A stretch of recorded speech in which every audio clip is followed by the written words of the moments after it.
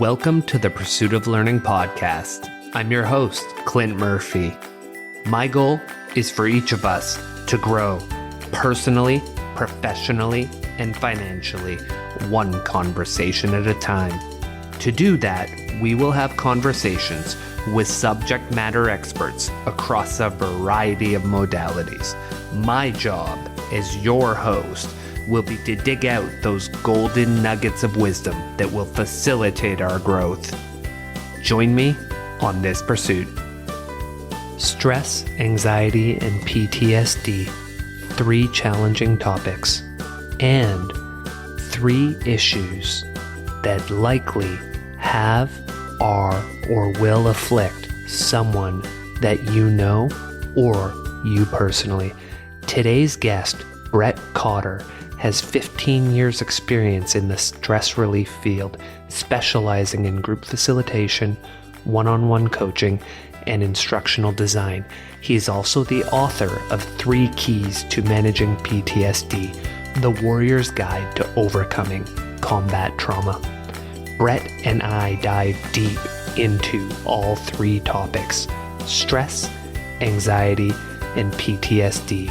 I hope that our conversation gives you or your loved ones some tools to address these issues. Thank you for joining us on the Pursuit of Learning. Brett, welcome to the Pursuit of Learning today. I have some topics that I want to dive into with you, including your book, 3 Keys to Managing PTSD. But before we do, I'd like to ask you a question that I normally save to the end of the interview, which is, are there any key topics on your mind that you want to make sure we cover today in our conversation so we don't miss them and we have time for them? Yeah, that's a great question. So first of all, I want to thank you so much for having me on. I'm really excited to be here with you and having this time to connect. I think a really important thing that I share in all my talks is this technique called stress stopper breath work. It's a really simple way, the quickest way that I found, that shuts down your body's stress reaction and activates your body's relaxation response naturally. So that is one thing I definitely want to share. And then also there's a simple anxiety release technique that I teach that I wanted to share that as well. So I think if we could cover those 2 things at some point in our time together, that would be great. We will definitely get into the stress stopper breath work. And I've got the note for the anxiety release technique, which would be great. Something that I've chatted with a few guests on, and given the work that you do, I would really be interested to hear what you're seeing with this is, with COVID, more and more of us are isolated, we're in lockdowns. And with that isolation, it tends to lead, from what I'm seeing in some people, to an amplification of any mental health challenges that were also present. And even in people who didn't seem to have mental health challenges in advance of COVID, depression and anxiety seem to be creeping up. Are you seeing more of that in the people that you work with and in the communities that you touch regularly? Yeah. What I'll say about the pandemic in general is that it has activated a very deep guttural stress reaction in all of us on a subconscious and unconscious level that is fueled by the fear of the unknown. So that has triggered a very deep sense of stress, which doesn't shut off so easily, right? Because folks that have been triggered by the news, by the pandemic, it's a myriad of things. It's not seeing loved ones, it's losing loved ones. It's the fear of what's going to happen to me. And then underneath it all is really the fear of the unknown, not knowing what's going to happen tomorrow. Not knowing, in the beginning of the thing, I was concerned about what the logistics were going to be like regarding food, right? Mm-hmm. So in the very beginning of the pandemic, I ordered a few bow and arrow kits for the kids to start using in the backyard. They thought I was crazy, right? But I was like, hey, this might be a good time for us to get our target practice in. You never know if it's going to come in just handy. In case. That's right. Right? So yeah, when in times of high stress for me, it's a time to spend extra time and be diligent with clearing our mind so that we could get creative to face the big challenge that is before us. We're going to dive deep into PTSD and some of the causes, do you think that if we stay in this uncertain and stressed state long enough that some of us effectively will be entering into a PTSD like scenario coming out of COVID? That can be on a societal level, to be honest, right? When you think about all the first responders, the doctors, the nurses, the EMS folks, the firemen, the policemen, the people that even work in the funeral industry, right? The morticians. Two of my friends are morticians. So the things that they have seen, firemen going into houses, highly populated houses, trying to resuscitate people in the middle of the pandemic, right? In the scariest moments of the pandemic. And there's 15 people around them, loved ones freaking out all over them. And they have to say, look, I can't work on this person. I can't do CPR unless you all back up, right? Because of COVID reasons now. So it's just the level of stress, and then first responders, some of them were living away from home because they're around it all day long, right? So they don't want to get their loved ones and they don't sick. want to get their young kids, their, loved ones, spouses. So the level of stress, I know folks that were living in hotels in the city and motels in the city, instead of going home. And that was really, really tough on all family members. So PTSD, I definitely feel that there's going to be waves of PTSD, within industries in our society. So like doctors, nurses, first responders and things like that. For them, it was the height of this. It was like, a war zone. And unless you have a loved one that has that job, you're not going to be able to relate to it, because most of us are isolated, in our houses or apartments, wherever we are. And that brings a whole nother kind of stress and isolation and anxiety. And if it's unchecked, it can lead to depression, overwhelm, and things like that. So yeah, the loneliness is a whole nother, component that a civilian or non-first responder would really face. It's like opposite ends of the spectrum, but they're both very traumatic. You said with the anxiety, if left unchecked. So we can dive into that now to say, well, how should we be checking it? Or we can save till later anxiety release technique. I'm assuming that may be one of the tools that we can use to check that anxiety in advance of it becoming full-blown depression and overwhelm. The way I think about stress, anxiety, depression, so it starts with a stress reaction, right? And if it continues to be triggered over time, if it's unchecked, that turns into anxiety, right? Mm-hmm. And if that is left unchecked over time, that turns into overwhelm and depression, okay? So the idea is we got to throw a monkey wrench into that system, right? That system just keeps on working and eventually brings us into that state of overwhelm and depression, right? When we feel hopeless, right? So if we could catch it in the first phase, which is the stress phase, right? With stress stopper breath work, now we stopped it there. But most of us don't know stress stopper breath work yet. So we might be in the anxiety phase where you wake up feeling anxious. You're trying to go to sleep, you feel anxious. During the day, you just feel anxious. You don't even know why, right? You just have tension in your chest, maybe in your stomach or in your throat, and you just don't feel right. You feel stressed and anxious. Some folks have generalized anxiety disorder, which they feel tension all over their body, right? And it's just, now that is a very dangerous thing if that's not addressed. And that's where the overwhelm comes in after that, and depression. So, yeah, is there anything you wanted to unpack from that? No, I think when we get to the stress stopper breath work, that's going to be a tool that we use to check that anxiety once we see it. So I think we'll tackle that there. Yeah, so another key component to all this is realizing that you are stressed. Most of us are walking around stressed and we don't even know we're stressed. So in the book, I talk about stress signals, right? That's right. The number one thing that I found for a really good stress signal is your heart rate, right? If your heart starts pounding, that's your body sounding the alarm. And it's like your car's check engine light, right? Think of your heart as your car's check engine light. If you're not exercising, right? If you're sprinting, you're running, you're exercising, your heart should be beating fast. But if you're at your desk or you're on your couch or you're talking to your spouse or you're dealing with your kids that are, being homeschooled or remote learning, and that's stressful and your heart is pounding, I want a little light bulb to go off in your head and just to say, oh yeah, I'm stressed out again, right? Another stress signal is how you're breathing.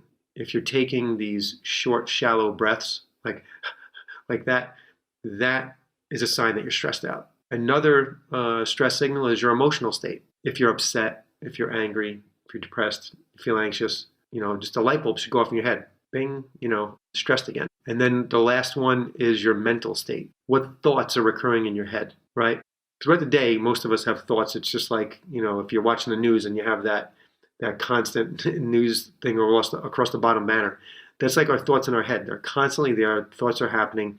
But if they're negative thoughts are recycling and going over and over again, that's another sign where a light bulb should just go off and say, oh yeah, my body's just stressed again. Once we know that we're stressed and we've recognized it, that's when we could do something about it. So this teaches a person to become more aware of their body. And I call that, becoming stress smart when you know every time you're stressed. And Brett, are there any biometric tools that you recommend people use or wear? I'm thinking wearable technology that helps you spot those sooner, because I would assume that step one is knowing your baseline. How do I normally breathe?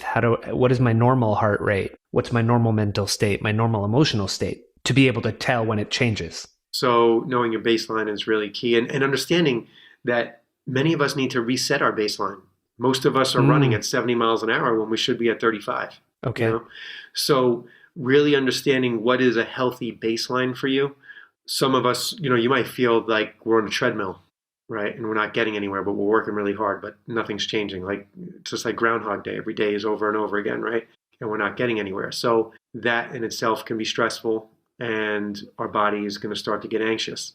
So really dialing it back and really taking on understanding and experiencing deep experiences of relaxation. So meditation is really good for that. Restorative yoga is really good for that. Yoga nidra is really good for that. That's a yoga where you're actually laying down and you're like in this half sleep state, right? And people can do that for hours.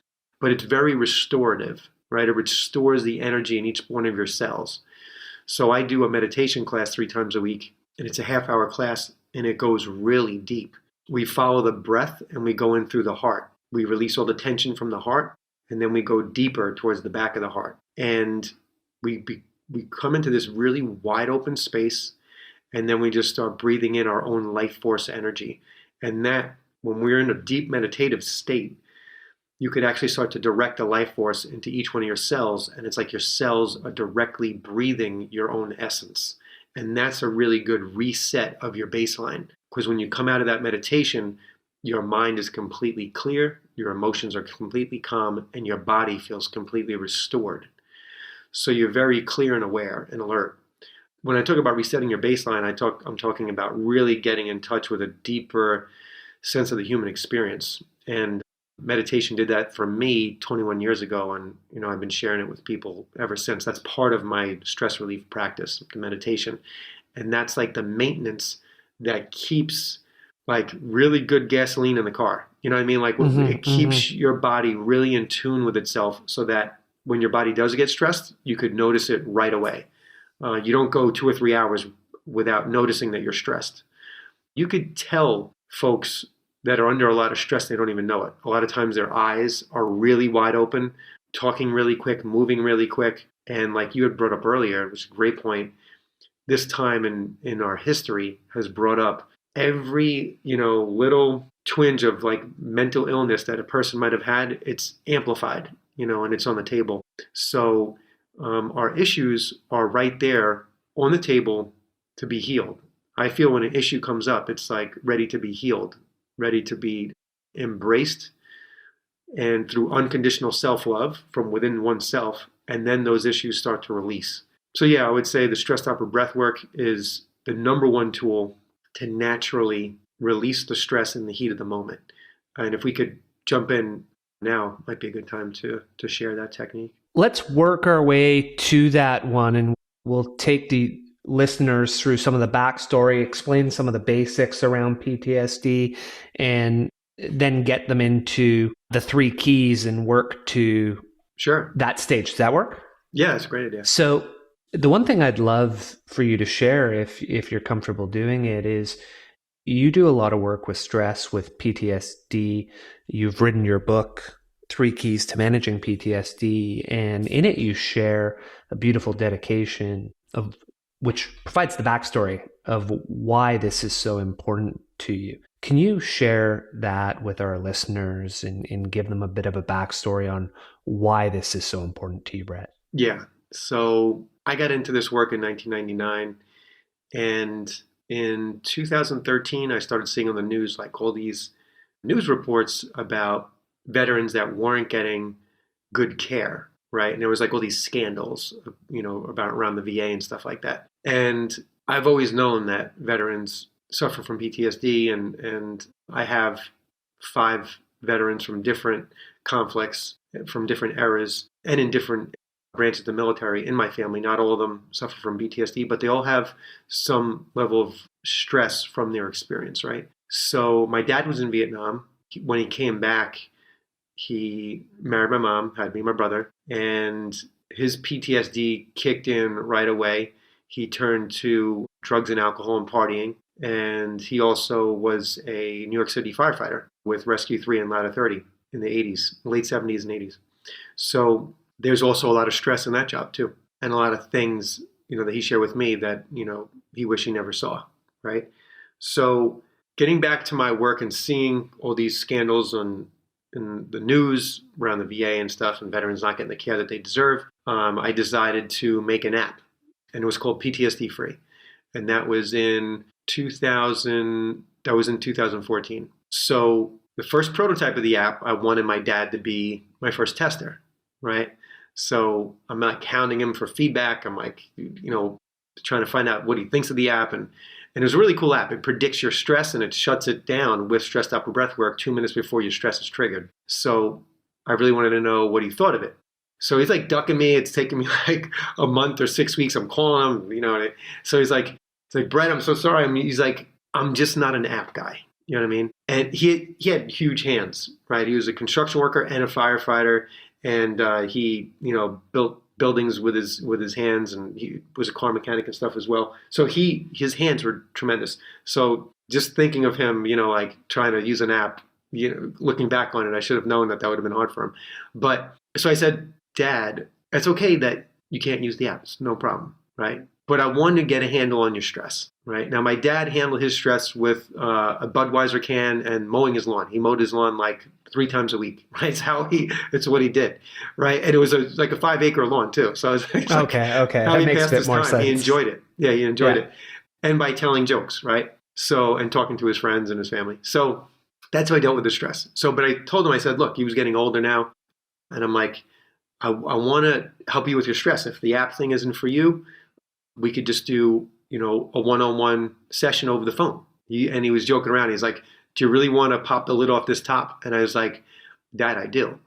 And he always felt his demons were too big for people to handle, right? From the war and stuff and from other things, even before the war. So I said, Dad, yeah, I do. He said, okay, we'll do it.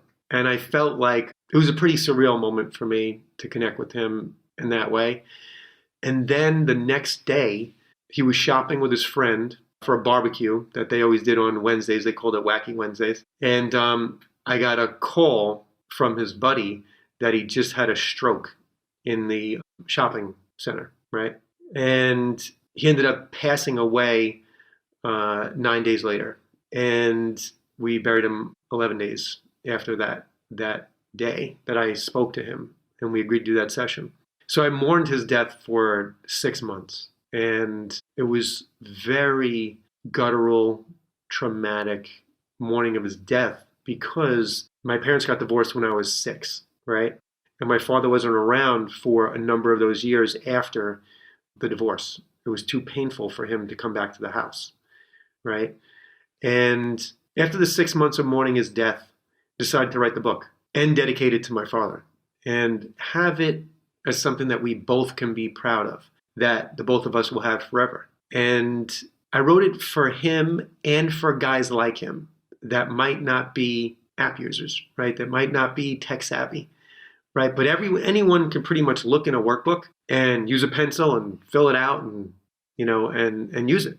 So yeah, the book is something very special to me. It's cathartic for me. It's when I share it, I did a GoFundMe at the end of 2019.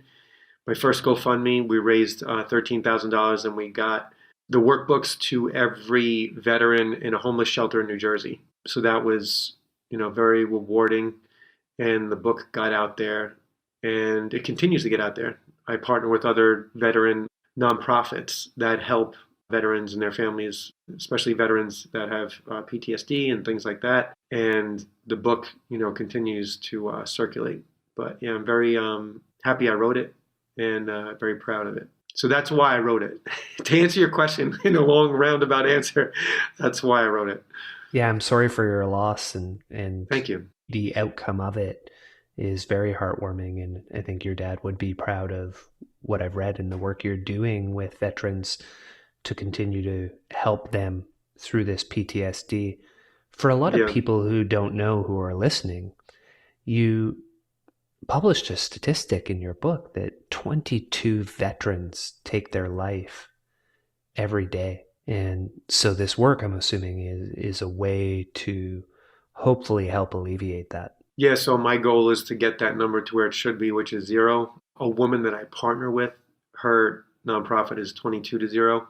That's her mission. Michelle Ladd, she also has on National Veteran Resources, and she has this amazing, huge RV that she drives around the country, and it just has like 22 to 0 on it. It has first responders on it, and it has suicide prevention on it. So what happens is she drives through highly populated areas where there's a lot of veterans living there, and people just come into her RV, and she has these communications with them where they actually bare their soul to her. She's an amazing woman.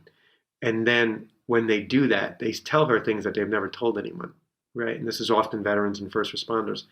And then after they do that, she gives them my book. So they leave with the book, and they have the tools to help manage that. Just like an amazing thing. Just the fact that that's happening, brings so much warmth, to my heart. And I know my father is super proud. He was proud of all of his kids. My father has 5 kids. He was proud of all of us. And I know he is smart. I still feel very connected to him. I did a lot of work as I was grieving to let go of the pain around his passing and to reconnect with the part of him that's still alive, right? I just can't touch him and talk to him now, but I still feel him. So often when I think of him, I feel connected to him through my chest. And we were very connected the last 3 years of his life. Like if I was having a tough day, he would literally call me like, son, I just felt you were having a tough day today. Is everything okay? And literally I could be having 6 months would be great. And then that moment when he called, I was having a tough time. So we were really energetically dialed in, before he passed. Which was great because we were very disconnected and it was very painful in the younger years of my formative years as a child. So it was really, good the way we ended up. And Brett, is there a website or a link for the 22 to 0 nonprofit that we can put into our show notes? Yeah, so if you look up National Veteran Resources, that's her main site, and her name is Michelle Ladd, L-A. So we'll get that into the show notes. That sounds very valuable. Yeah, she's amazing. Love the work that she does. She's in the trenches. Before we get into the 3 key stages to managing PTSD and dive deep into each one of them, do you want to just give the listeners a high-level overview of what each of them is? You somewhat already highlighted the third one being meditate daily, but we can cover what those first 2 are. Yeah. So the first key to managing PTSD is learn how to stop a stress reaction, right? That's like step 1. Then the second key is process the trauma, right? So, and this doesn't even have to necessarily be, veterans, it's anybody. Anyone that had experienced a situation where your fight or flight was triggered when you were younger, in your childhood years or your teenage years, and you felt your life was in danger or you saw someone's life in danger, that is a scarring experience. And that affects how you relate to the world for the rest of your life.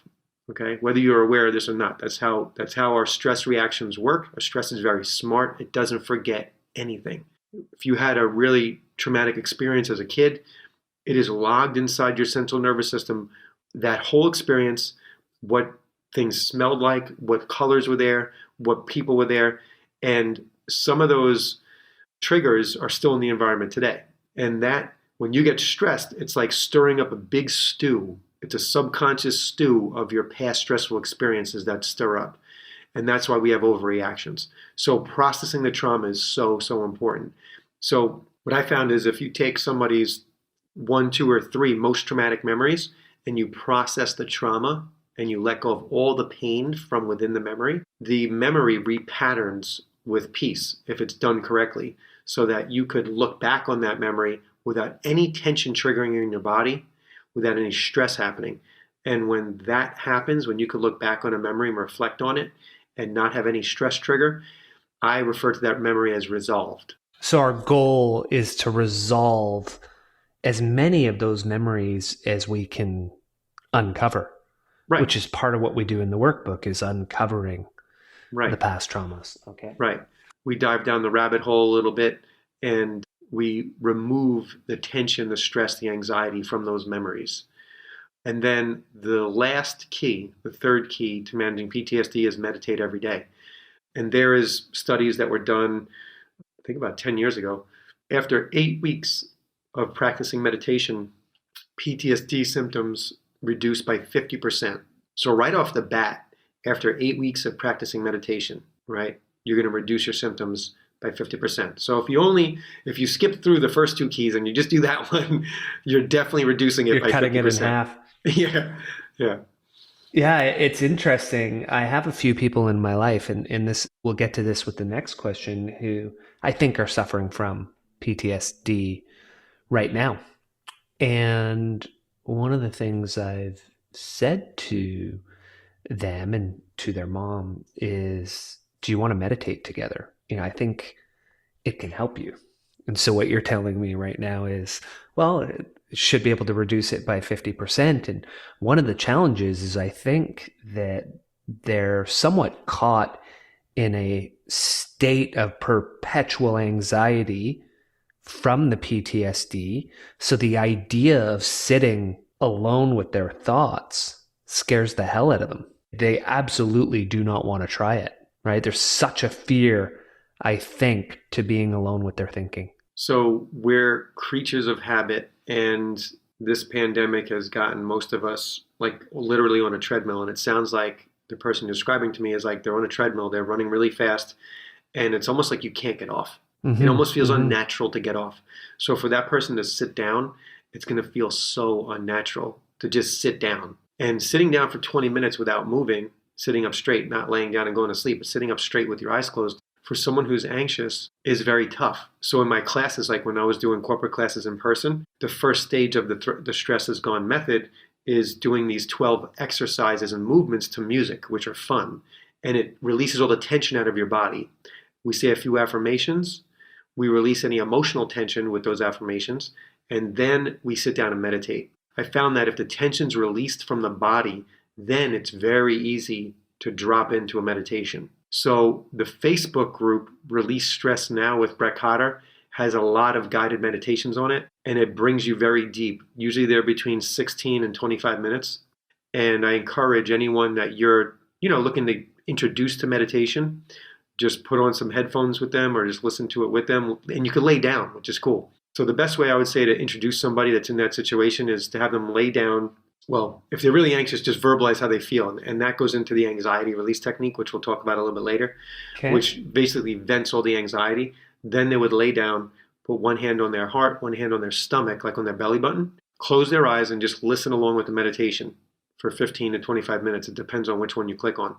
But the Facebook group Release Stress Now with Brett Cotter has a ton of meditations inside the Guides tab. So I encourage any of your listeners, any of your loved ones, to just check it out. I'd love to hear your feedback. You seem like you've been dialed in to this, kind of lifestyle of tuning into your body, listening to your body, and healing your body, being aware of what's happening within your body. It seems like you've been self-aware in that regard for a number of years. So I'd be interested in your feedback as well. Yeah, I definitely want to check it out. Even as I think about it, Brett, I probably have some PTSD issues from when I was a child. And, whether it's, I was 4 or 5 and I was hit by a car while riding my bike.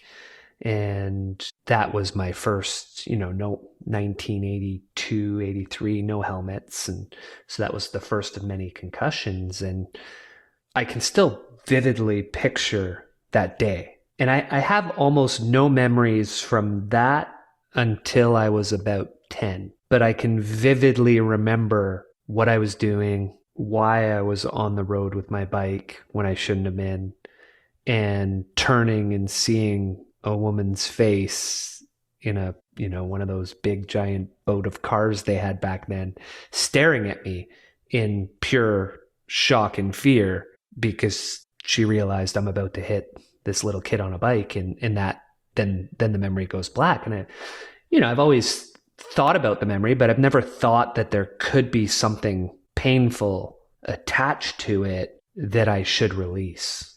And to your point, that I should resolve. So going through some of those guided meditations and working my way through that sounds like an absolutely phenomenal idea to me. Thank you for sharing that, number one. When I first got into meditation, I would meditate for a while. Like, I really got into it. I had like an addictive personality, right? When I find something new, I like want to dive right in.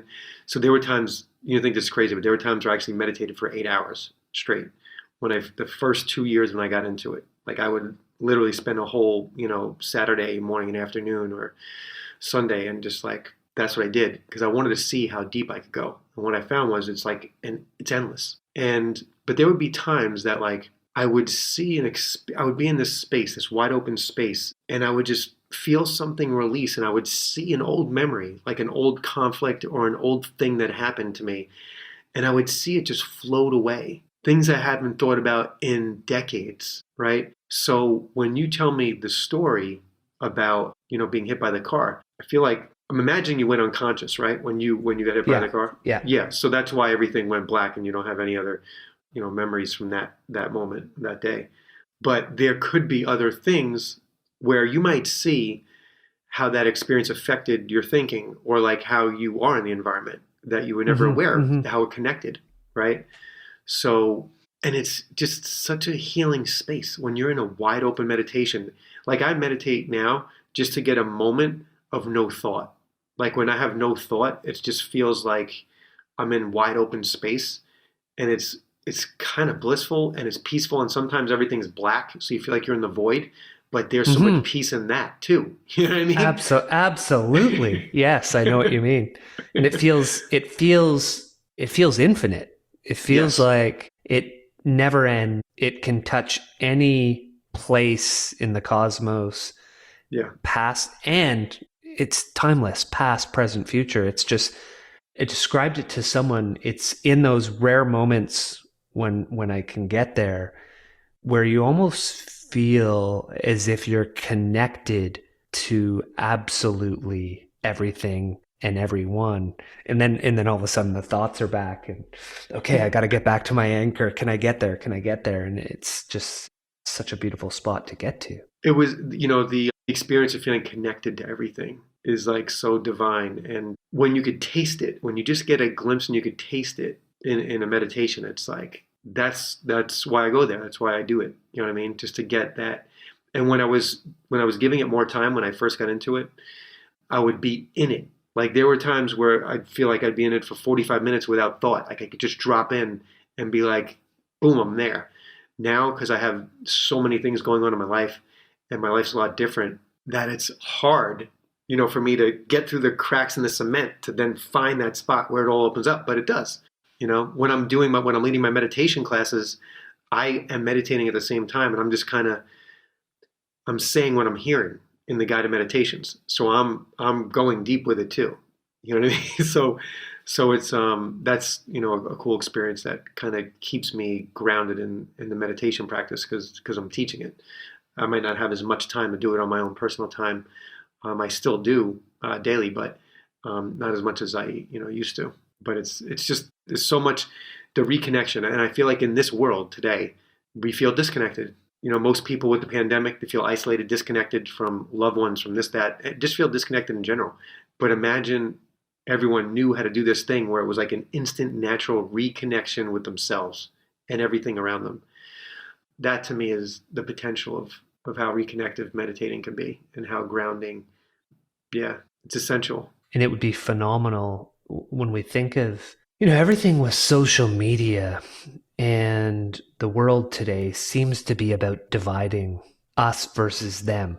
Whatever the topic is, it seems like you're only allowed two sides now, right? Yeah, You're either allowed this side or that side. There's no, well, this part of what they say is reasonable and this right. part of what, right? There's no middle ground anymore. And I often think that if we could get more and more people meditating together, that a lot of that division and that separateness could hopefully be resolved, and people could start to see that you're not your opinion. You might think something, but that doesn't make you that thought. And maybe I can separate person from opinion and care about the person and maybe question the thought or seek to understand versus vilify and attack aggressively. You bring up a really great point on what's happening in the world today, especially in our country. But it's, I feel like the meditative component brings us into a more authentic experience of being a human being. And being a human being on a planet with 7 billion plus people, we're here to connect with each other. We're not here to punch each other in the face and argue, right? We're here to connect. Exactly. And help each other. That's right. So I feel like we've been really duped into this fight and this argument. And literally half the country's against the other half. I mean, It's like I feel we've really been duped into hating the other side of whatever side you're on. Because the things you think about those people aren't true. It's what you've been programmed to think from the station you watch. And everything they think about you isn't true. It's just what they've been programmed with at the station that they watch and the media they absorb. And it's almost like when you were a kid on the block and there's a kid that's like instigating two kids to fight. Like, he said this about you, he said this about you. And then they start fighting and the kid just started to fight. The kid in the middle that's not throwing any punches started to fight because he wanted to see a fight. Right? That's right. That's right. So it's almost like that's what's happening in a grand scheme. And to me, that's sad. That's sad to me that happens, because people in my family are on both sides, and it's tough to even converse. It gets emotional fast. It goes from 0 to 90 fast. And yeah, we've all been duped. We've been duped into this argument. And, questions why? Why are we in this big argument? And that takes a little research for someone to find out the answer. You have to stop arguing for a little while and really do some research on why the country is divided in half and why they're fighting with each other. You have to really want to find the answer to get to it. Yeah, and spend some time not getting absorbed, not going into the echo chambers, not getting programmed by the news. I think I've literally just stopped watching any news whatsoever. If something really important happens, someone around me is going to tell me. Right. I can go online and look. Right? I don't need to read every night about how horrible the world is, because from what I see and from what I live and what I see around me with other people, the world actually seems much better every single day than it did growing up. Right. And so the world that you walk outside your house and experience is 1,000,000 times better than what the news is showing you. Exactly. So why do I want to watch that? Why do I want to see the worst of humanity instead of living an enjoyable life? And the thing is, like, when the pandemic started, I started talking about consuming media consciously, consciously consuming media. So you choose how many minutes you're going to watch, when you're going to watch it, because we all know it's going to stress the shit out of you, right? So people that are watching 3 hours of it or more, forget it. Your heart rate is through the roof. Your blood pressure is through the roof. It's unhealthy. And the thing that scares me is seeing the trend of like younger and younger people dying of heart attacks. You know what I mean? And that was happening before the pandemic started, but the pandemic threw it through the roof. But I feel like it's like putting your finger in a stress outlet, watching the news, right? Your body is going to be stressed to the gills just by watching the news. So I unplugged from it a long time ago, long time ago. Like I would say right before the pandemic, I was watching a lot. The 2 years before that, I was watching a lot. I got sucked into the political stuff. And then when the pandemic hit, I was like, this is just way too much, because it's like to an unhealthy level. Mm-hmm. And then I would do maybe 10 minutes a day, and now I don't watch anything.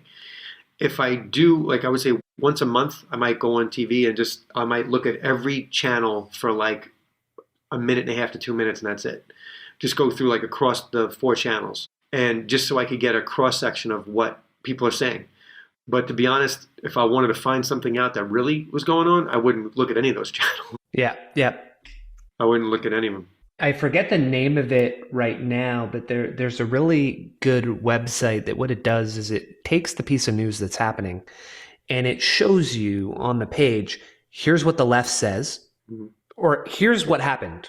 Here's how the left is interpreting it. Here's how the right is interpreting it. And it leaves you to look at both sides and say, well, where do I fall on that? Wow, I never heard of that. If you find, we communicate on email and stuff, but if you find it, please email that to me because I would love to see that. Yeah. It's a great website. Many years ago, an ex-intelligence officer worked for me, right, when I was in California. And he was working for me in a different industry. He left the intelligence agency, that line of work. And he showed me how to go through the news, right? He said, you can't just read one paper. And this was when newspapers were big. This is going back 20 plus years ago. So he's like, you grab these 3 papers, they're all very different, and then you look at the same story and you just highlight the common denominator. You read it and then you see, okay, that's in both, that's in 3. Then the common denominators most likely happened. And then you're just going to get the date, the time that an event happened, but you're not going to know why that actually happened. Each paper might say things happen a little bit differently, but you're not going to know the true reason of why it happened. But you're just going to get the date, the time, and just basically the facts. And that's how, to do a little bit of research. So I used that later on in certain topics that I cared about. If I was searching online, I would use like maybe 5 to 7 different sources that I researched to try and find a really good, batch of sources, and then kind of look things up from that way and then pull out the common denominators. But it's very hard to find truth in this reality. We live in a world of illusion, and we live in the misinformation age. So to find truth, that's where the whole meditation thing comes in. Truth, to me, I feel intuitively. Like if someone's bullshitting me or telling me the truth, or if I read something, I see how my body feels on it. And I know the difference between a stress reaction and how my cells react to vibrating with the truth. So I go with my gut when I'm kind of gauging if something's true or not. I don't go with like a newscaster's face. I don't go with anything like that. Or like a channel that I like. I just go with how my gut, the signals my gut's telling me. Based on what you're hearing. Yeah. Fascinating conversation that I know we both probably could talk about forever, but I want to get us back to PTSD, Brett. Yeah. So, war, first responders aside, what are some of the common causes that you see for PTSD that people out there aren't even probably thinking about when they think about PTSD that they should be aware of? So it's basically when you experience something where you feel your life is in danger, or you're seeing somebody else's life in danger, or you see a loss of life. And that could be a kid. I remember seeing a cat run over when I was a kid, when I was like 4 years old, by a bunch of teenagers in a hot rod, and they ran over it a bunch of times. That was traumatic for me, right? And I can't even imagine. Like combat veterans tell me, and it's always shocking because it's so foreign to what a civilian, my eyes have seen, a civilian's eyes have seen. But what I do when I'm in a session is I remain centered and I keep forward with my technique. With no matter what the tension was, no matter what the trauma was, we just continue using the technique to unlock and release the core layers of trauma, emotion from the tragedy that they had seen. So it's crazy. I mean, my father was, when he was in Vietnam, he was like on the side of a hill in like this bunker, right? And it's being bombed. And he said every time he looked his head out, he just saw like body parts flying out of other bunkers, right? Because he was so heavily taking on fire. Will I ever experience anything like that in my entire life? No. Could I relate to it? No. But when I hear stories, really super traumatic stories from people, from all different types of people, folks that have been involved with sex trafficking, girls that were given to their parents' drug dealer for drugs, right? Just things that you can't imagine, right, happening to people, but they happen to people every day. So when I hear those things, I am in a certain zone to just allow the technique to continue going further and deeper until it unlocks all the pain and the trauma from the experiences, and they get the release and the relief and the repatterning within their body. So PTSD is the body's way of venting trauma that we're not in touch with, that we're not emotionally expressing, and that is still unresolved, right? So often when veterans come back from war, if a car backfires, their body goes into a huge stress reaction because it's similar to the sound of gunfire. So that's, a very basic example. So they become hardwired for these certain vents. Like it's like a vent for all that built up emotion and experience and trauma that was not processed. So I always felt like going into the military and going into the police academy, the fire department, in the academy, they should be, and in boot camp, they should be learning stress relief techniques, right? And then on the way home, when they're coming back home via, ship or whatever, coming across, an ocean, is a time where it should be really, group sessions, individual sessions, decompression, and a releasing of everything they've been experienced. Because they're coming home, we're creatures of habit. Our stress is super smart. It remembers everything, stores it subconsciously, and it's so hard for some folks to adjust. It's almost like taking a Ferrari race car with high test gasoline in it and then telling it to drive across the country, right? Full speed. The engine's going to blow by the time it hits Ohio, coming from New York. Way before that, the engine's going to blow. Like you can't just floor it. And what their central nervous system is happening when they go to war and in training, their central nervous system goes into overdrive, right? You got to be able to react quick. You got to be able to respond fast. But that's not good for civilian life. That's not healthy for civilian life. So there has to be, the way they program them to go to war, they have to be deprogrammed, decommissioned, kind of mentally, emotionally, physically, spiritually, to go back to civilian life. And that's not happening, and that's the problem to me. Not just dropped off at the bus station or the airport and right. have a great civilian life.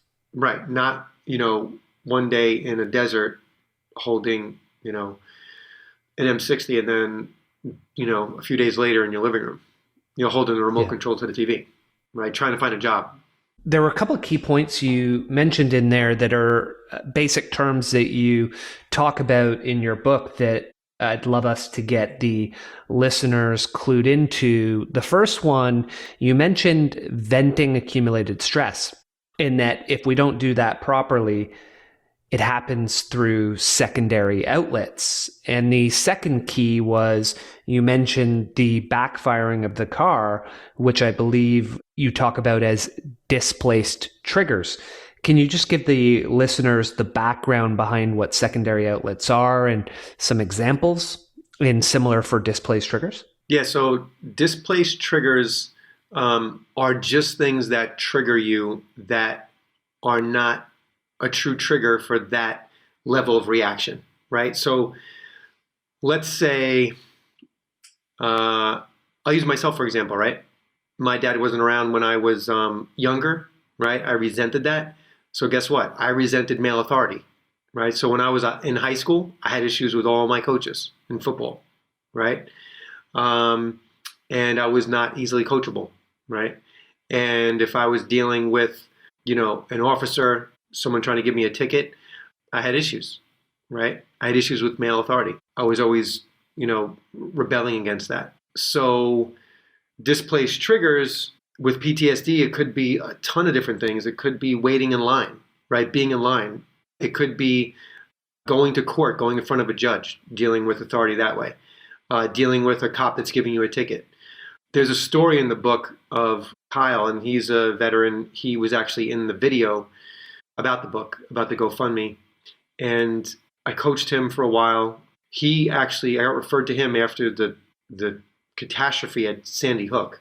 His wife worked in that school district as a teacher. I got referred to him and his family. And then a few days later I was there and we was working with him and his family. But me and Kyle's a veteran, we always stayed tight, right? We formed a friendship. And then I coached him over the phone over the years. And he told me, he's like, Brett, I know this program works because I got into a fender bender. This guy hit me. he gets out of the car, he apologizes, he says it's his fault. The cop comes up, he changes the story. He says, I hit him. He says, it's all my fault. He's like yelling, putting on the show for the cop. And he goes, when we all drove away, it hit me. I didn't even get stressed. And he goes, that would have made me lose my mind. You know what I mean? If that was a year and a half ago, you know? So, you know, that was very rewarding and he really took on the work. It was very rewarding for me to hear that kind of story, but he really took on the work. You know, he meditated on his own and he took the ball and ran with it, right?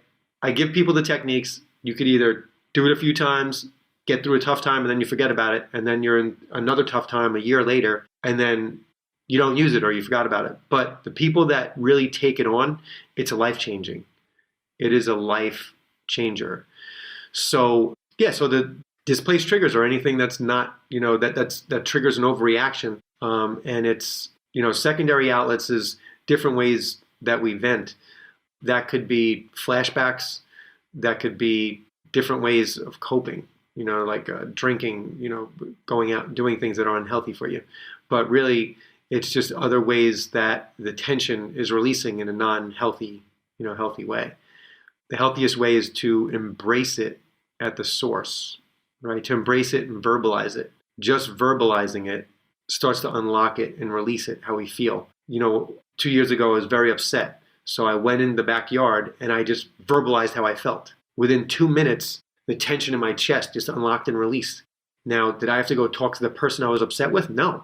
I just said how I felt, right? So I found this very helpful in my marriage, right? I'm super happily, you know, married, love my wife to death, but I didn't have a model of a healthy marriage growing up, right? I'm a child of divorce. So conflict in all my relationships with women was huge. And the thing that got me into holistic healing and this whole stress relief thing was my own jealousy and my own stress in my relationships with women. So I didn't figure that out until I was 27. And after I got to the root of the jealousy with the help of a facilitator and realized the root of where it all came from, after that session, I never had an issue of jealousy and it never ruined another relationship after that. So after I understood the root, and then it unlocked and released from the root. So when I realized where it was coming from, the trauma when I was a kid, the layers of jealousy I felt releasing from my body. Then underneath the jealousy was anger, that released from my body. Then underneath the anger was sadness, that released from my body. And underneath the sadness was the fear of abandonment. So the fear of losing love, being abandoned. And that was around my parents' divorce. But the way it was affecting my relationships was I was afraid that the fear of abandonment was keeping me angry and jealous, right? It was like teeth that was just chewing up my relationships with women. And until I got to the root of it, released it by expressing it and letting it go, by understanding the true cause of it, it would have just repeated over and over again. You know what I mean? I probably would be married 2 or 3 times by now if I never got to the root of it, right? But I was on a quest to get to the root of it. Well, this has come up in a number of conversations on the podcast already, and the quote I've referenced each time is Carl Jung, who I believe said, until we make the unconscious conscious, it will continue to guide us and we will call it fate, right? And so you did the work. You brought out the shadow and said, well, what's causing this behavior? Let me get to the root and take out the root, take out the trauma and address the trauma so that you could alchemize it and move forward in life in a different manner. Someone brought up that quote to me like yesterday on a podcast, and it's really amazing. There was a statistic that I read that our decisions that we make in the environment, 90% of the mental processing that goes into those decisions, every decision we make, is made on the unconscious level, on the sub and unconscious level, which means there's a ton of our decisions that are made on autopilot. That's right. You know what I mean? So it's that to me was like, wow. Like, and I feel like, you know, they say we only use a small percentage of our brain. That's just becoming more conscious. So I feel like as we become more conscious, we're going to be using more of our brain and we'll be more aware of the mental processing that goes into each decision. You know, and choosing, truly choosing, not letting this machine we call a body choose, because the body knows how to survive. It is programmed to survive, you know, but we're the energy inside of it supposedly deciding, but it's doing a lot of deciding for us. Yeah, not automatically. letting 12 or 13-year-old Brett make the choice. Right. You making the choice. Right. Absolutely. The adult. Totally And aligned. when we go into a stress reaction, we're literally reacting the past. Reaction, you're reacting. So if that trauma comes from when I'm 5, guess what? When I'm reacting that, when I'm saying those things, I'm doing those actions. You're acting like a 5-year-old. There's my pissed off 5-year-old coming out, right? Or, if it's coming from a later trauma when I'm 12 or 15, that's the 15-year-old coming out. And we all know, especially in relationships, when we're reacting, and you could kind of sense where it's coming from. Am I behaving like a teenager right now? Is it? It's like it's a good way to look at it. Yeah. Why am I yelling at her like I used to yell at my mom? Yeah, it's crazy, but it's like it's just becoming more and more conscious, and that meditation just helps do that so much too, because you start losing those gears. Those gears start to float away. Those unconscious gears, that autopilot stuff starts to unclick and release the deeper you go into meditation. Yeah, and our buttons become much less pronounced. Well, what I was going to say is often you have the stimulus and the response, and what you're doing is you're just increasing that gap.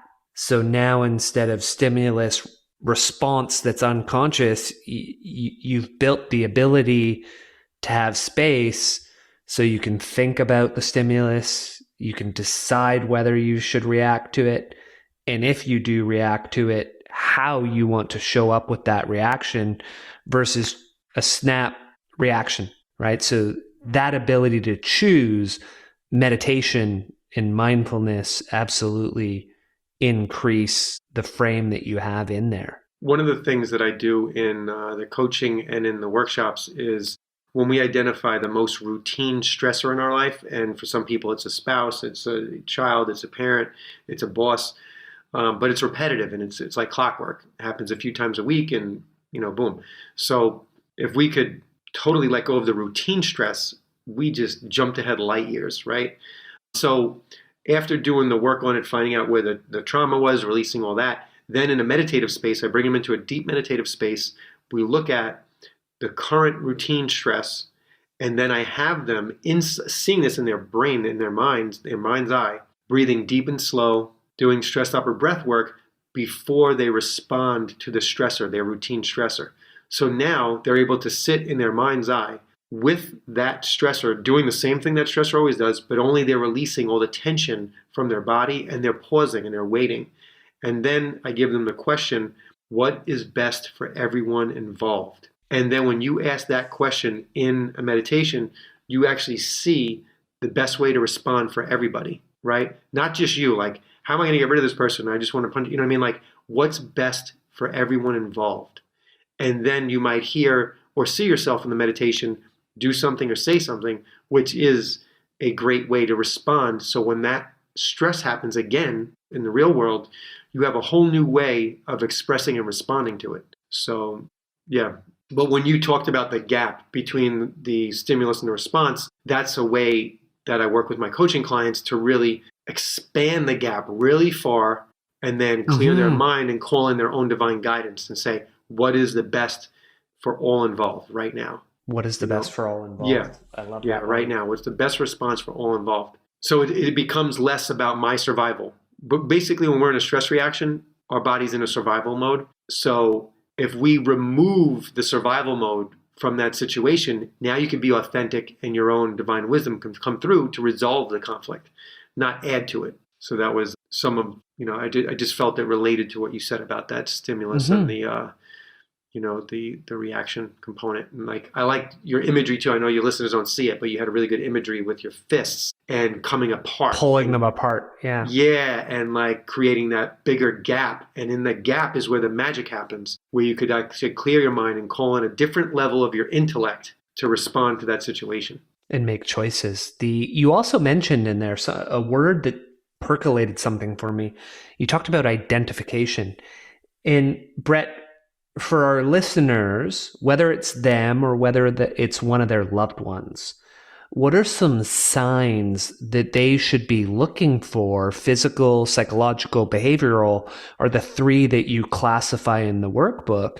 What are some highlights that they should be looking for to know if they or a loved one may be suffering from PTSD? I would just say their emotional affect and their desire to be engaged in life, right? So their emotional affect and their desire to be engaged in life. And I think it's tough when you're not living with a person, because we're in this like Zoom reality now, and like, hopefully with the vaccines coming out, hopefully this is all behind us, but we never know. But the whole Zoom reality of like not really having holidays and just being really disconnected. You don't know what's going on with someone behind the Zoom. So just checking in with people more, I think, is super important during this pandemic. Calling them regularly, not just texting, not just connecting on social media, but calling them, talking to them. FaceTiming has been awesome. Like, I was never a big fan of, talking to family members via FaceTime, but now I'm just hooked on it because it's like perfect. Yeah, it's like how else can you do it now, right? Right. So it's so that's really just checking in more. I think that's the most important thing. So their emotional affect, is their energy low? Do they have any desire to engage in life? Are they, no, I don't want to do that. That's when, if they're just acting in a lower energy way than they normally would, with lesser enthusiasm than they normally would have, and if they feel or look withdrawn, not getting outside, these are all really emotional wellness, killers, like staying inside, isolating. And it's been tough, because it's been what we've all had to deal with. So I would say just connecting them through the technology that we have, and, not cutting it short. It's okay if the conversation dies. It's not like we live in a different world. If the conversation gets a little dull, you don't have to get off the phone. You can still stay connected if you desire connection, and yeah.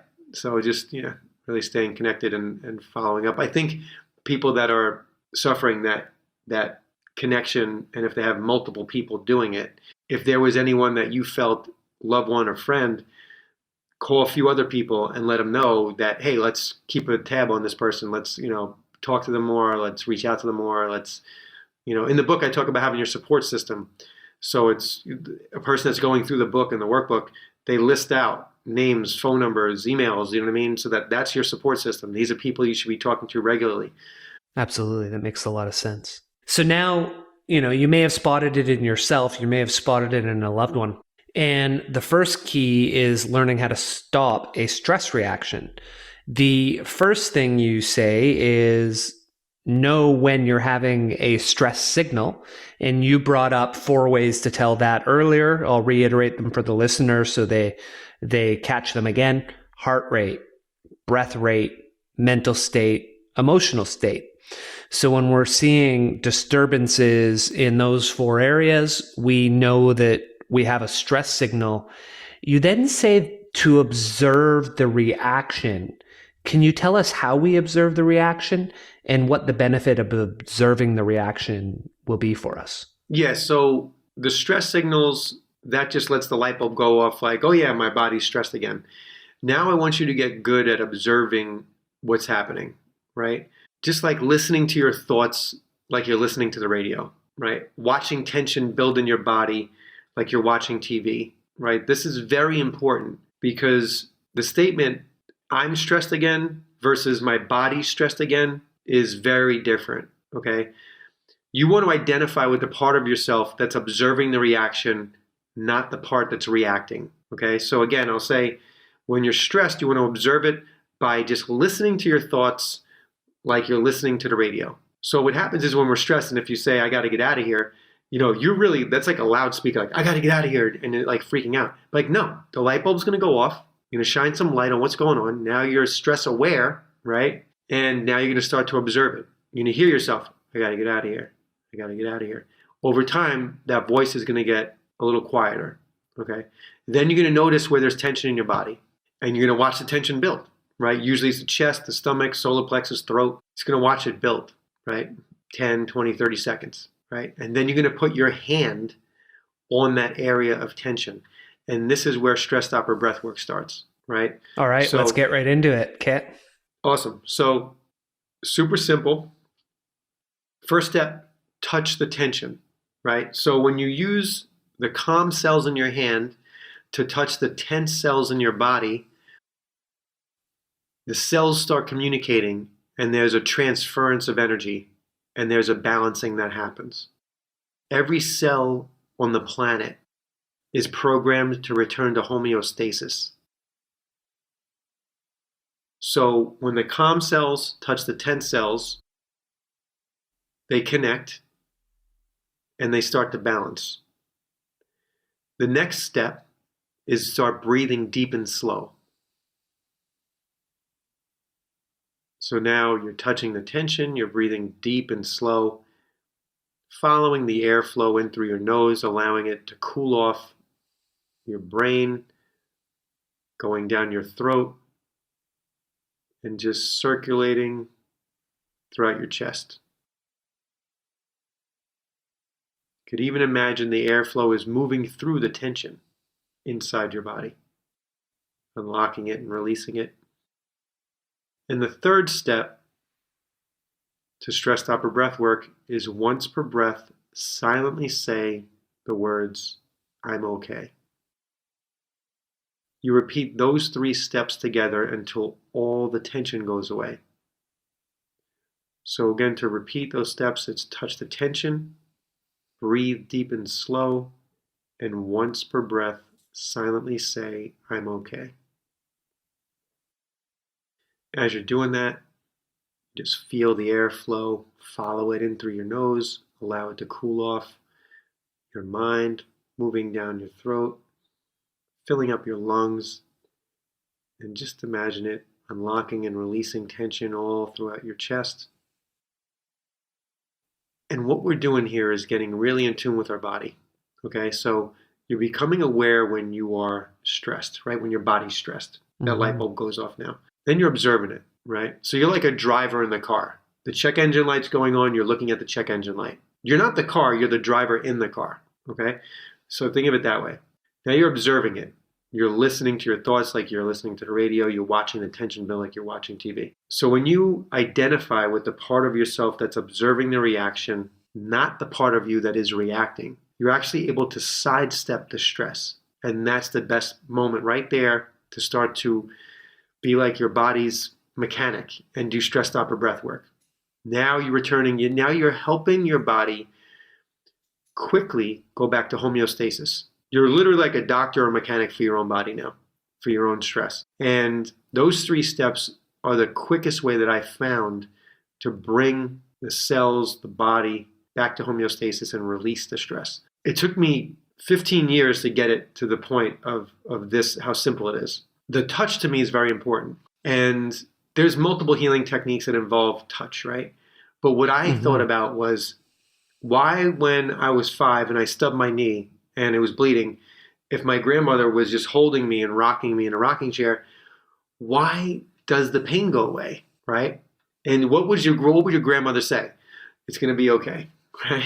Something like that. It's going to be okay, and just rock you, and all of a sudden, you just become calm, right? At some point, your body releases, and you just become calm because her calm cells, her loving cells, affected you.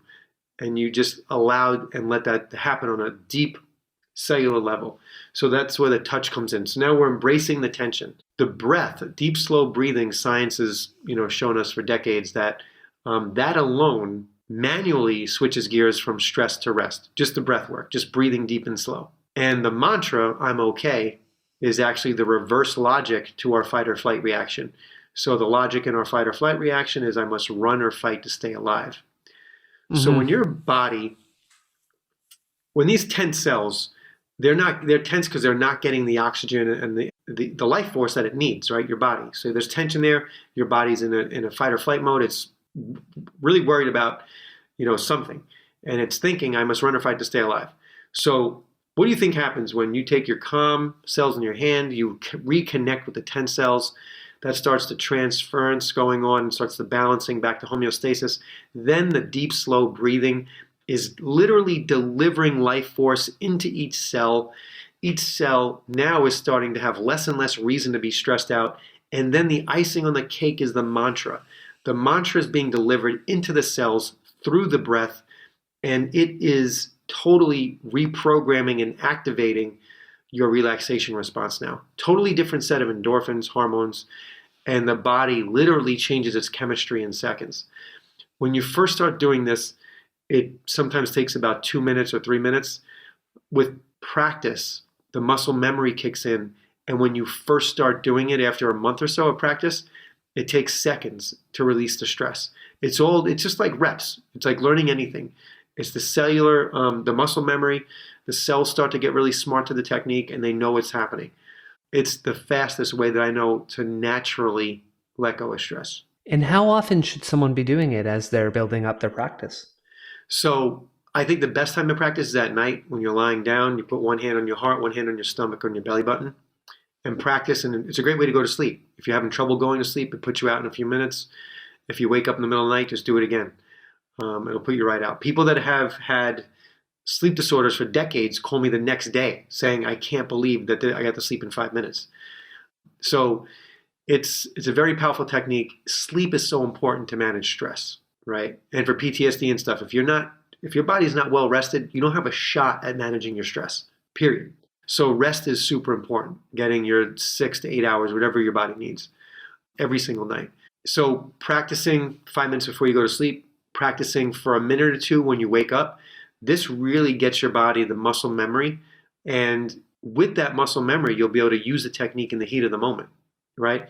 When you first start using it in the heat of the moment, you might let a minute or two go by and be like, oh yeah, I'm stressed, right? So now you got to remember that you're stressed. Then when you're like, all right, I'm stressed, you observe the reaction, and then you start getting into the technique. No one needs to know you're doing this technique. I have people do it in boardrooms and business meetings. If you don't want to put the hand on your chest, you can put it on your belly button, and you're just at a table, with your hand on your belly button, on your stomach, and you're breathing deep and slow, and that's all people see is you breathing. Everyone's breathing. Yeah, that's right. So you just say, I'm okay once per breath, and within about 30 seconds to a minute tops after you practice, usually it's much quicker after about a month of practice, your mind is clear and your body's calm, and you could respond to the situation authentically. And Brett, is box breathing something you can also combine with that deep breath part? Tell me what box breathing is. I'm not familiar. So what box breathing is you take a deep breath in, you hold for, let's say, 4 to 8 seconds, deep breath out, hold for 4 to 8 seconds. So you're really just, to your point earlier, you're really resetting your system to shut off that fight or flight. You're just calming everything down. So it's a deep in and then out, right? With the pause in between on both sides. So how long do you take the pause?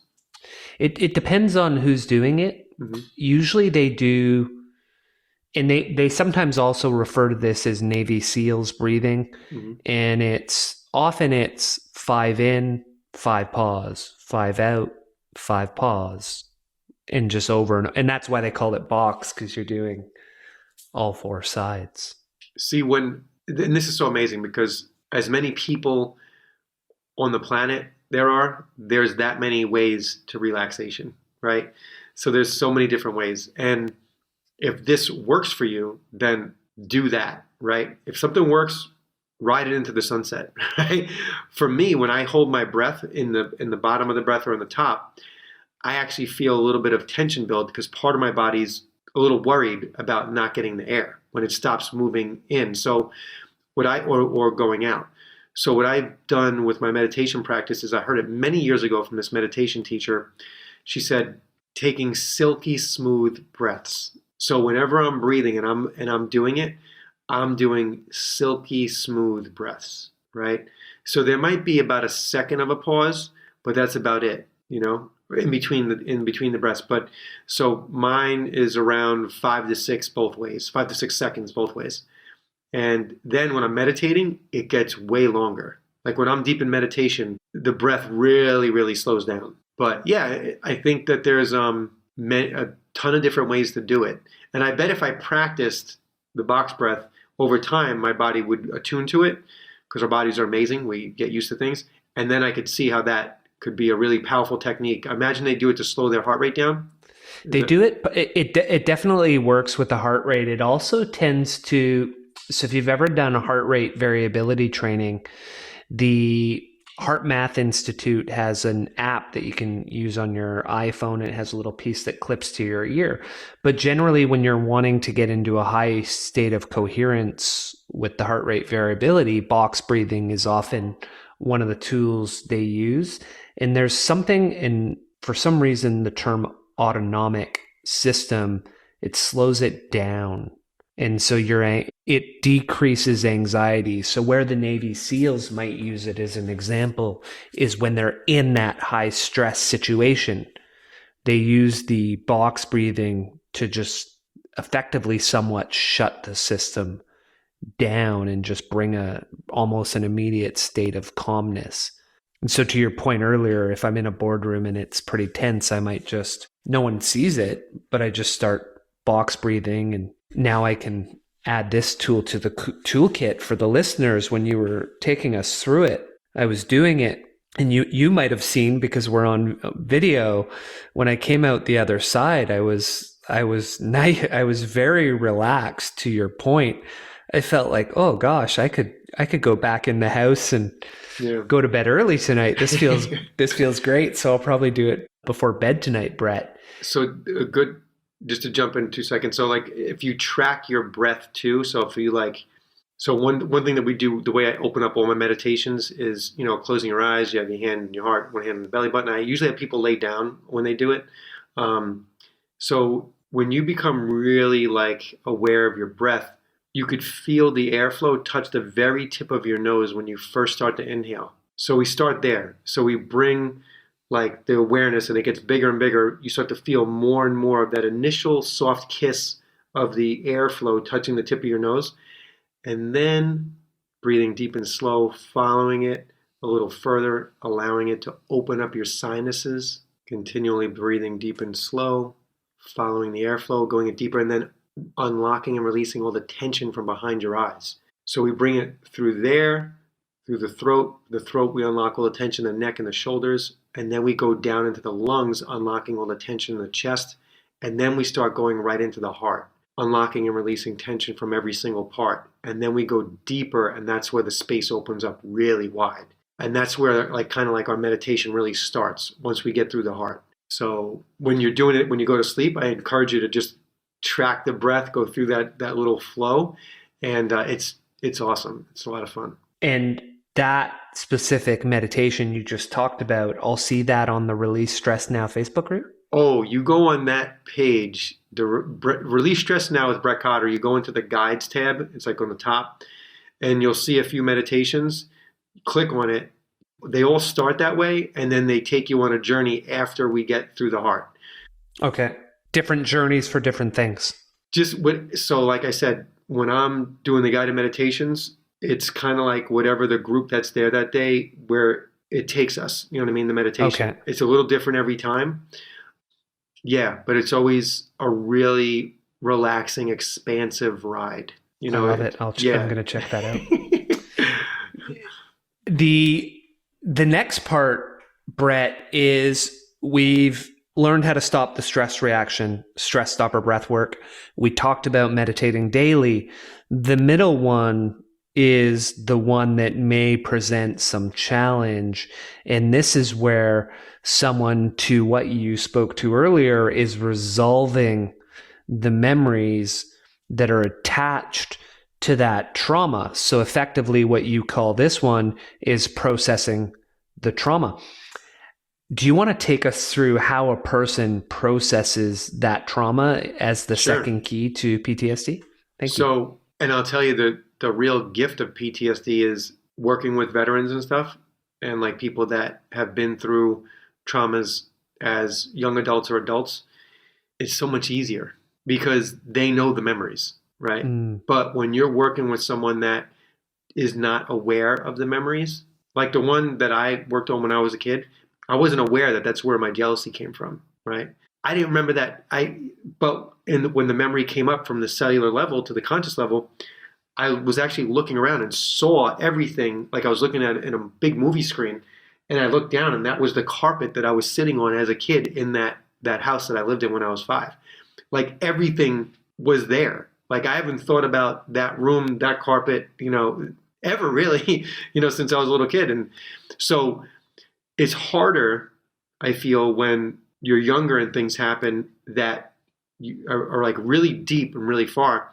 But with veterans and PTSD, it's usually like a traumatic event, teenage years, or like combat stuff, when you're a young adult. So they know the memories, they're aware that it's affecting them, and most folks don't want to talk about it, right? So, but what I'm saying is the gift of PTSD is that it's easier because it's almost right there on the table, and then we get to start doing the technique. So if someone's in the workbook, right, the technique that I use to help them go into it is just look at their most recent, really strong stress reaction, right? So I have them go back to that reaction in their mind, visualize it from the start of the reaction all the way through to the most stressful moment. Then I have them pause it right there in the most stressful moment and identify the emotion that they're feeling that's fueling the reaction, and identify the thought that's repeating in their head, okay? And then the process is asking them to look back on their life and identify the first time that they can remember having that thought and emotion together. So you kind of float back in time to see when that thought came together with that emotion. And then you could go do it again. So the next memory comes up, that might be 10 years prior. Sometimes it comes up very early in childhood, but sometimes it's like teenage years come up. Then you just do that kind of float back technique again, and then you get to the root issue. And then that's when we start using the technique that activates the relaxation response. So when you hold the memory, the original traumatic memory in mind, and then you activate the body's relaxation response, you can't be stressed and relaxed at the same time.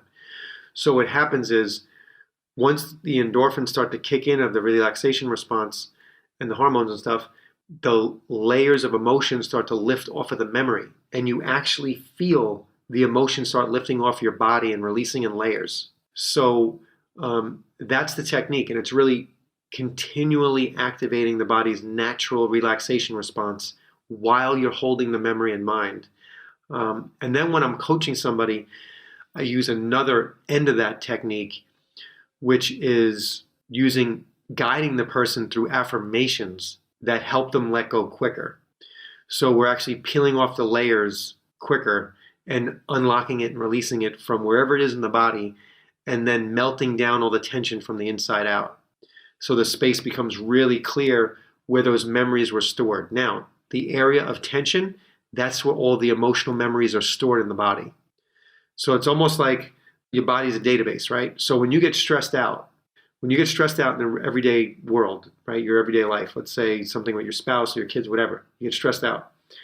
Every stress reaction has an emotional tension epicenter in your body somewhere. Usually it's the solar plexus, stomach, or heart, sometimes the throat, sometimes the face. And I'm not talking about structural or like postural stress. Like if you're working at your desk 8 hours a day and your back hurts, that's not the stress I'm talking about. That's from just sitting down all day and not having good posture and not stretching throughout the day and stuff, walking around. So you get stressed out, say your spouse or whatever, you feel tension in your chest, you feel angry. The tension with your spouse triggered that subconscious stew of all the stress that is associated with that trigger. So that goes to previous relationships, and that goes to your mother, if it's your wife that's triggering you, right? Back when you're a little kid. So it's stirring up all this crap, right? And, your poor wife is getting all this crap. I'm just kidding. They do it to us too. It's just what we do, right? Yeah, for sure. So it's the shadow. Yeah. But the depths of it, so what I found was that if you could get into that area of tension and go deeper, do a couple of float backs, find out the original traumas in there, and then start using the energy and the relaxation response to unlock and release all the emotion from the original memory, all the other memories start to fall like dominoes. And when your spouse triggers you, there's nothing to trigger because you already let go of all that that area of tension. You let go of that rabbit hole of stress, right? So you're detaching the emotion and the memory from the trigger. So now when that behavior happens, because to your point earlier, because you've resolved the memory it doesn't stir up that same reaction or emotion. It's like firing gun with no bullets in it, right? You still feel it. You still, like, let's say she does the same thing the next day after you process this, but you don't have the charge to like react with it. You know what I'm saying? So the emotional charge is not in you to drive your behavior to do that karmic dance that you were doing with her, right? With your spouse, him or her, right?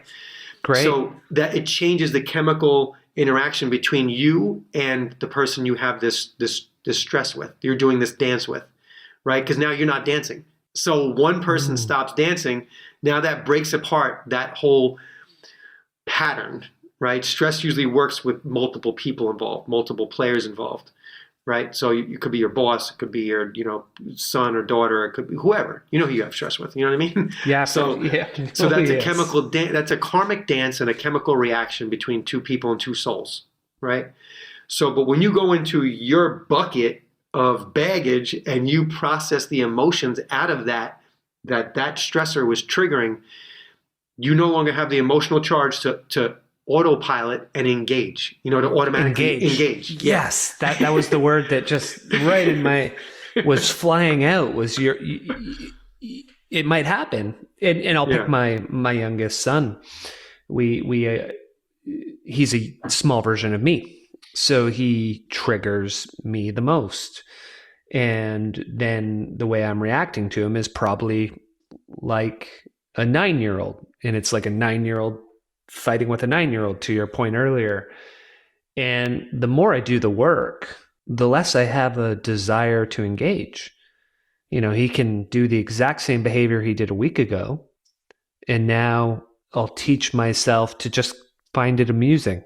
Like, oh, that behavior is kind of funny. That's like, why would I react to that? Right. And it takes time. That's definitely a big part of my practice within myself, but also with my coaching clients. Because I say, I want you to see yourself giggling.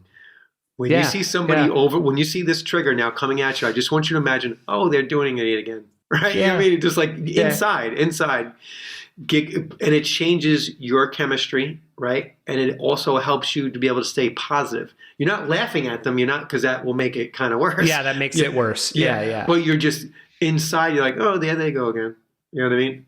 And you let them chase their own tail for a few minutes, and then they stop because you're not dancing with them. That's right. So I always say, if it's like a coworker and you're no longer engaging in it, two things are going to happen. Either they're going to calm down and be cool, right? Or they're going to leave because they can't be around you because you changed the dynamic.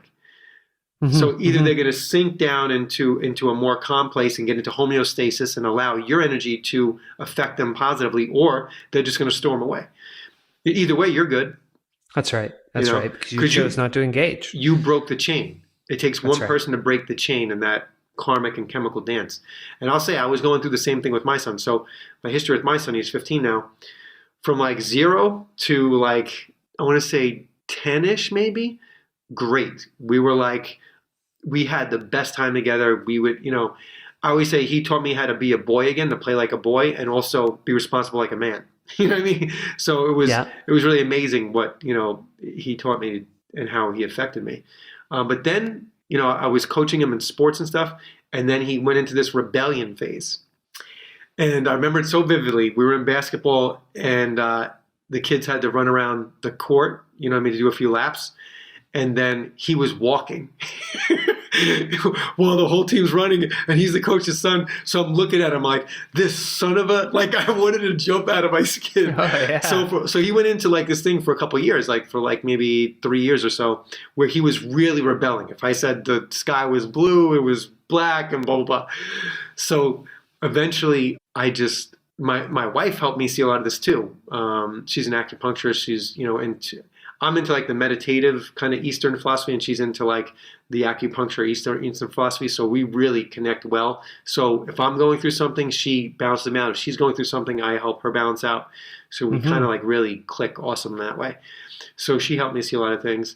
And then I started really applying this and learning this about how our children trigger us in certain phases and now our girls are 18. So now they're going through their phase, right? Of like, I'm an adult and I don't need to, listen to you. And we're like, hey, look, we're just trying to help you. You know what I mean? Like, we're just trying to guide you around a couple of potholes that you're going to step in.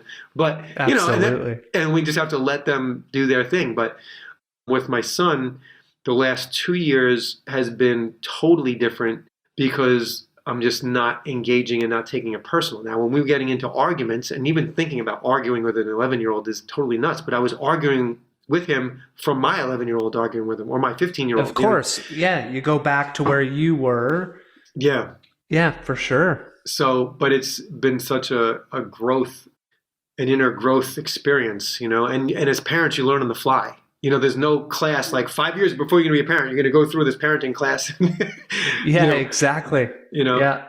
So it's, you're learning on the fly, Mm-hmm. So Brett, I want to be cognizant of your time too. Do you have time to go through some rapid fire questions that I usually ask to most of my guests? Sure. I'd love to. Okay. Oh, and before I forget, I don't believe, let's maybe tackle this first, that we've tackled the anxiety release technique yet, have we? Right. We didn't discuss that. So when I was talking about the cycle, you have stress, that goes unchecked, it turns into anxiety, that goes unchecked, it turns into overwhelm, and then that's unchecked, it turns into like the depression phase, which is very dangerous. We don't want to ever get to the depression phase, right? We want to throw the monkey wrench into the stress reaction. So now we empower ourselves with stress upper breath work. But most of us are in this, or a lot of us are in the anxiety phase, right? So when you're feeling anxiety, and we might not even know where it's coming from or what it's all about, I just want you to fill in the blank and answer these 4 statements, right? The first one is, right now I'm feeling totally overwhelmed with, and then you fill in the blank with the emotion, right? So I want you to label the emotion out. And this is a technique that helps you express how you feel, okay? Anxiety builds up when we're not expressing how we feel. The golden key to releasing anxiety is just expressing your feelings. So this is the first of 4 statements I want your audience and I want folks to share with others who have anxiety. So the first one is, right now I feel totally overwhelmed with, you fill in the blank with emotion, right? The next one is, the part that freaks me out the most is, and you just finish that statement. Let yourself just go on a stream of consciousness. Just start expressing yourself. Okay. The third one is, my biggest fear about this is, and then just verbalize your biggest fear, right? And the fourth one is, the worst case scenario of this situation is, and then you verbalize it. Okay. Now, when you verbalize your biggest fear and the worst case scenario, guess what? That's what your cells are freaking out about. Okay. So when you do that, you're going to have a very big release. You're going to feel the anxiety releasing from your chest, wherever it's being stored, in your stomach. Some people have anxiety in their stomach when, like, they have to go to work Monday morning or Sunday night when they're trying to go to sleep. You're going to start to feel this release in layers, okay? Because you got in touch with the worst case scenario and your biggest fear. We talk about our decisions. 90% of our mental processing is on the unconscious level. Guess what? Your biggest fears and the worst case scenario, that's on the unconscious level. We're not always conscious of that. So when anxiety builds up, there's a ton of shit that we're not expressing that we have to express, right? We have to talk it out. And you don't have to be, you don't have to go to therapy for 10 years to do this. Just answer those statements and you've just expressed your feelings. You just expressed your core fear, the worst case scenario. You're going to feel the anxiety start to release. Now, this could be a very emotional moment for you, right? You might start crying when you verbalize your core fear, right? Or you verbalize the worst case scenario. It might be traumatic to think about, okay? That's when you go back to stress stopper breath work. You touch the tension with both hands now when after you do the anxiety release technique, and you're going to be emotionally feeling very raw. You touch that area with both hands, and then deep and slow breathing through that emotional rawness, embracing your feelings with your breath and with your hands. And then once per breath, you silently say the words, I'm okay. All right. Now, that is so important. And I'm going to tell you where that part of that technique came from. When I was in a custody battle for my son when he was very young. I also went through a breakup with a relationship in the same week. So I lost her, I felt I lost him, and literally like I wanted to die, right? And I was sitting in a chair, and this was like, I was like crying for like 3 weeks, right? But I just heard this voice every couple of minutes in the back of my head said, "You're going to be okay." And that was like this like life-saving mantra that got me through that time. And when we're going through these emotional releases, your body is releasing emotions, right? You're not dying. Your body, again, it's the car and the driver, right? You're the driver of the car. The car stores emotions. You are the intelligent energy that steers and decides how to use this body, right? If I want to raise my right hand, I raise my right hand, right? I'm the decider. I'm the guy that decides what to do with my body. So my body's releasing all these emotions, embracing it with my hand, my breath as I'm breathing deep and slow into the emotional tension. Now, sometimes if someone's crying, like having those really deep guttural tears, you got to breathe into that pain. Breathe into the pain and embrace the pain. And then stick with that mantra once per breath, deep and slow. I'm going to be okay. I'm okay. Within 10 minutes, 15 minutes tops, you will be back to homeostasis. You'll be back to homeostasis. So the work that I do is not easy work. Like when it gets down to getting into the traumas, releasing anxiety, that's real deep, real life shit. You know what I mean? Like you're facing it. Sometimes it feels like talk about your accident. Sometimes it feels like you're facing a truck, right? When you face that original memory, you're facing a truck, and you are, right? Your cells don't know the difference in your body between past, present, and future. So when your cells see an image, they think it's happening right now. But we use that to our advantage by holding that stressful image in mind and then just reactivating more and more relaxation. So when your cells go, "Oh, it's not so bad. Oh, it's not so bad. Oh, it's not bad anymore." So it thinks when it happened the first time, it actually was not stressful. Right. It doesn't know the difference between past, present, and future. That memory is logged into... You're reconditioning it to be a stress-free memory. It's almost like, it's almost like you're going into a library, you pull out the book. That book's always going to be there, but we're taking out all the emotions out of the book and we put it back in without all that emotional weight. Okay? Love it. So that's kind of like, how that works. So I'm really glad that we got a chance to discuss the anxiety release technique, those 4 statements.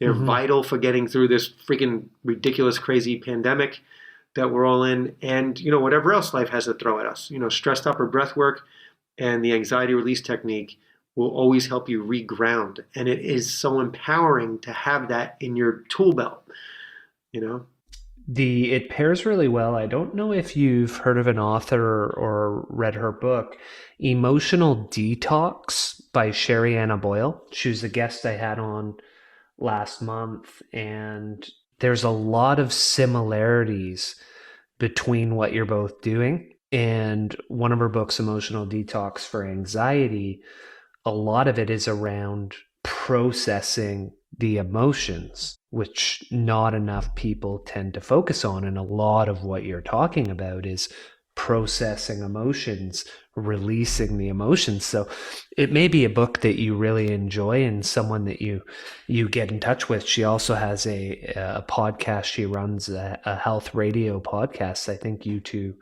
would hit it off superbly. Yeah, it sounds awesome. I love the name of the book. Yeah, Emotional Detox. It's absolutely awesome. And it's a similar feeling, Brett, to the breath work in that when you're done it, you just feel calm. Yeah. Right. And with both of them, it just releases a lot of that tension and emotion that you're both bringing up. So they're both beautiful pieces of work that I love. Awesome. So Brett, if someone asked you what your superpower was, what would you say it is? Help people let go of their pain. Unfortunately, we had some technical difficulties at the end of the episode. I do want to leave you with Brett's contact information, though, so that will follow right after this. Thank you for joining us on the pursuit of learning. So brettcotter.com is the best way. BrettCotter. I encourage you guys to hit the break free button. It's a free mini course on how to break free from anxiety. And it has 4 videos. It has 4 guided meditations. It has a worksheet that's dynamite. It has a freedom statement in it that like you basically are literally breaking free from anxiety when you do this thing. And then also I do my personal coaching from there. So you could just hit on the coaching tab, schedule a coaching call with me or a free intro. I encourage anybody that is really suffering with high stress or anxiety to reach out to me. I will do a free intro with you. It's a 10 to 15 minute call, but it will definitely take the edge off. And then if you want to do a coaching session after that, then we work out a coaching plan. Thank you for joining us on The Pursuit of Learning. Make sure to hit the subscribe button and head over to our website, thepursuitoflearning.com, where you will find our show notes, transcripts, and more. If you like what you see, sign up for our mailing list. Until next time, your host in learning, Clint Murphy.